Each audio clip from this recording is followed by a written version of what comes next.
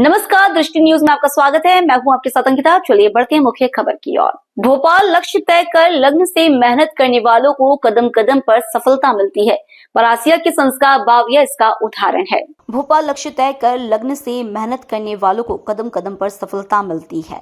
परासिया के संस्कार बावरिया इसका उदाहरण है। संस्कार ने तीसरी बार राज्य लोक सेवा आयोग MPPSC परीक्षा उत्तीर्ण की है। वे पहली प्रयास में मुख्य कार्यपालन अधिकारी जनपद पंचायत बने। दूसरे प्रयास में वे असफल हुए। तीसरे प्रयास में जिला जेल अधीक्षक बनकर कार्य किया। अब चौथे प्रयास में उनका चयन डिप्टी कलेक्टर पद के लिए हुआ है।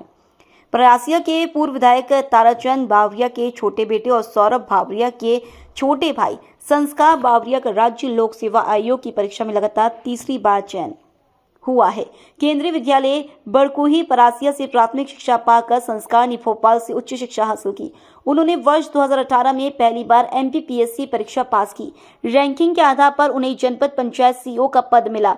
वे आमला, बैतूल और इंदौर में जनपद पंचायत में CO पदस्थ रहे।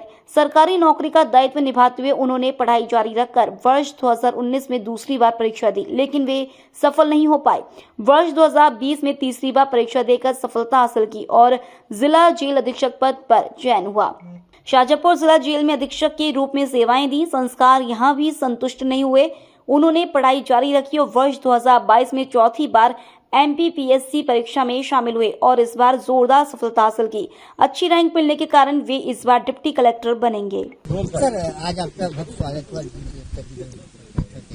जी, बहुत बहुत शुक्रिया जी। बाबा महाकाल की कृपा से, दादी माँ का आशीर्वाद, मेरे पिताजी का अथक बलिदान और मेरे लिए प्रेम, माता जी का, दीदी जिया जी का हमेशा मुझे सपोर्ट करना और मेरे भैया भाभी हमेशा मुझे लगातार इस चीज़ के लिए सतत मेरे पीछे कि हाँ आप कर सकते हो।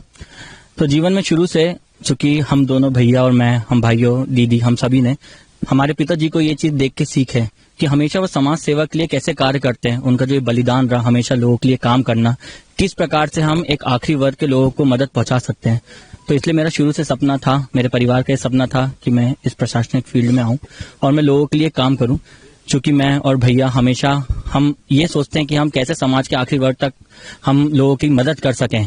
तो भैया भी समाज सेवा से जुड़े रहते हैं हमेशा, हमारे पिताजी भी यही कार्य करते हैं और मैंने ये इस फील्ड को चुनना सोचा कि इसके माध्यम से भी जितना मैं लोगों के लिए कार्य कर सकूं। तो ये जो मेरी जर्नी थी, इसकी शुरुआत 2017 से होती है, जब मेरा प्रथम प्रयास 2018 में था, जिसमें मैं जनपद CO के पद में पहले प्रथम प्रयास में मेरा सिलेक्शन हुआ था।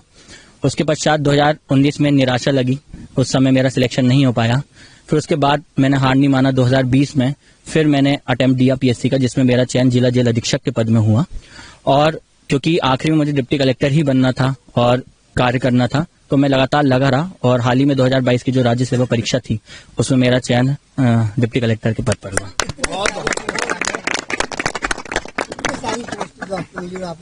जी, देखिए, चूंकि मैंने अलग अलग विभाग के साथ भी कार्य किया। डिप्टी कलेक्टर एक ऐसा पद है जो आपको अलग अलग विभागों के साथ कार्य करने का मौका देता है। आपको अलग अलग एक्सपीरियंसेस मिलते हैं और जो क्षमताएं डिप्टी कलेक्टर के पास होती हैं या जो कार्य करने की उसके पास पावर होती है, तो मुझे लगता है उसमें मैं ज्यादा बेहतर तरीके से लोगों के लिए कार्य कर सकता हूँ। ये चीज मैंने अपने पिताजी और हमारे भैया को देख के रहा हूँ कि लगातार अगर आप किसी चीज के लिए लगे रहते हैं, सतत प्रयास अगर आप करते हैं, तो मुझे लगता है आपको लक्ष्य की प्राप्ति होती है।